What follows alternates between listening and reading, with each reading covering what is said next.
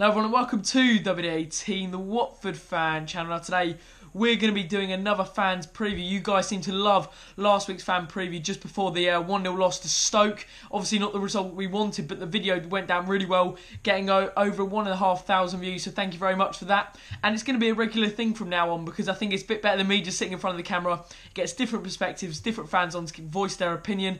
So we're going to start off this week with Andy Lewis, who runs the Hornets Nest. It's a great read for all Watford fans, so I'll leave a link in the description below. He goes to every single game and then writes a little report on how he found it after every game. So I strongly recommend you go and check out. And I hope you enjoy the video, and I'll see you afterwards. So it's Everton versus Watford this weekend in the Premier League. A trip up to Merseyside for the mighty Horns. But following last week's home defeat to Stoke, I'm feeling probably a little less confident than I should be.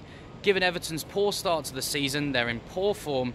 Ronald Koeman's been sacked and David Unsworth has stepped in as interim manager, and even he's under a bit of pressure, having been knocked out of Europe earlier this week.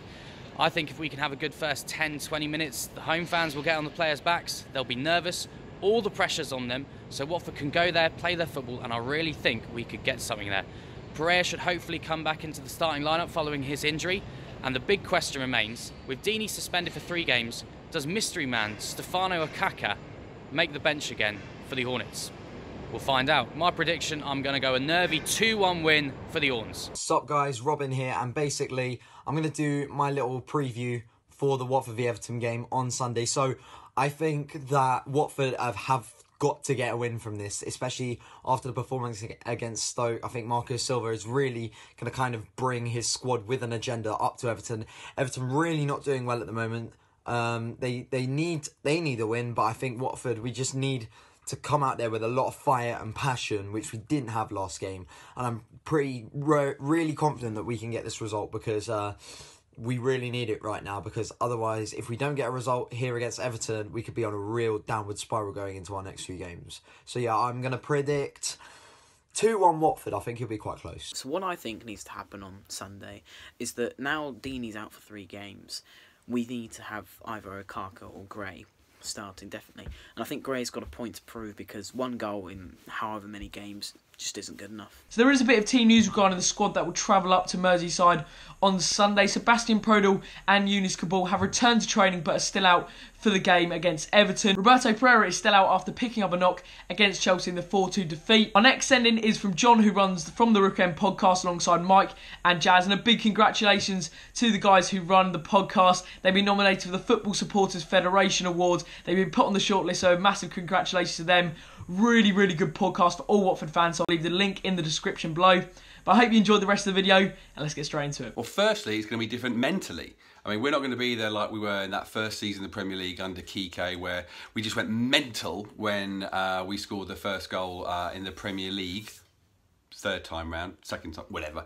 And really, that was a good performance from the boys then, where they were playing first game and were playing a lot of energy.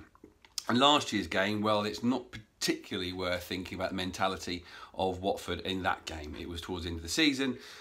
We all thought, and I think the players probably knew, that Walter wasn't going to be kicking around. And we came up against an Everton side that are, well, they were flying at that point. They were doing really well, and a particularly good game from Niles Barkley.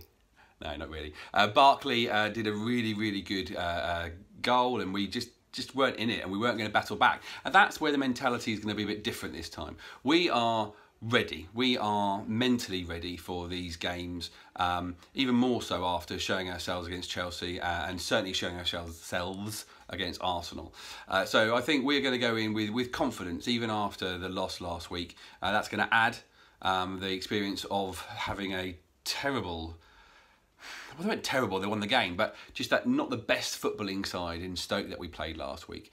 So we're going to have a bit more to us than we did this time last year, and certainly we are going to have it within our heads and our hearts. So I really look forward to Watford beating Everton 3-0.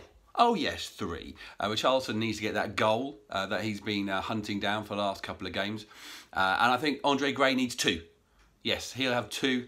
Richarlison will get 1 in between that, and Watford will leave Goodison Park 3-1 victors. It's going to be quite interesting game on Sunday because both teams have coming into this game with 2 defeats, and also Everton have recently sacked their manager Ronald Koeman have replaced David Unsworth as the caretaker manager. Now, he's, like I said, lost 2 defeats so far since he's been taken in charge, and it's not looking good for him. He's really, really eager to get the full-time job. It's not looking that way, so I personally think if he loses this game, he's totally out of the running. Whereas Watford, we've lost our last 2 games, but we've come in to the season, played quite strong, got highest as 4th. Now, we need to get back to winning ways, of course. Okay, Pereira's out, but I think we should do the job. We'll probably go 4 at the back for this game. But if we defend well, play attacking football and take our chances, like in Chelsea we didn't take our chances, which was ridiculous, I think we'll be alright. I predict Watford to win this game by 2-1. Hey guys, it's Shane, or at Hornets Shane, and I'm here to give you a preview ahead of the Everton game on Sunday afternoon. Unfortunately, I won't be at the game, so the illegal stream will be booted up, and hoping for a good result anyway, even though I might get a few viruses on my computer. I can't see Stefano starting. I think Andre will be given the chance. I'm going to get right behind him, as I always do.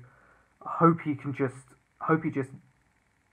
performs, really, because I think the last few games that I've watched him in, I think there are loads of fans that have said, oh, but we're not playing to his strengths and all that. I disagree with that. The team's supposed to be, we're supposed to mould the team around the strengths of other players. It's not just Andre Gray's strengths. And I just think sometimes he could be doing more. He could be making a few more runs. He just looks a little bit static at the moment. I think it is crucial though that we do try and pick up 3 points on Sunday. The last couple of games have been unlucky. Look, I think the Chelsea game, in hindsight, and having seen the Stoke performance, I just think we should have won that. And it was disappointing that we didn't. We missed chances, etc. And that's all now in the past. But the Stoke game was really poor. To have 70% possession and to not have a shot on target, for me, is disgraceful. It's absolutely disgraceful. How can you not have a shot on target at home? I find it bizarre, really. It's always the case whenever a team changes their manager, someone new comes in, whether that's the old assistant coach or in this case the under-23 boss has stepped up.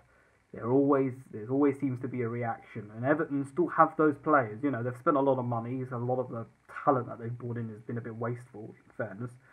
But they've still got players in that team, the likes of Wayne Rooney.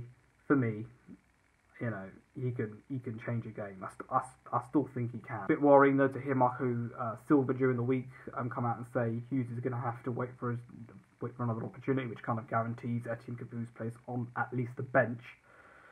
Which is so frustrating because you need to be giving people like Will Hughes a chance. For me, I've had enough of it in Capoe's half-assed, half-baked performances. It's getting on my nerves now. If he puts in another one on Sunday, I will rant about it on Twitter. It's going to be an interesting game because Everton, they're not doing too great of late. They've lost the last 3, I think. They lost against Lyon Thursday night, 3-0.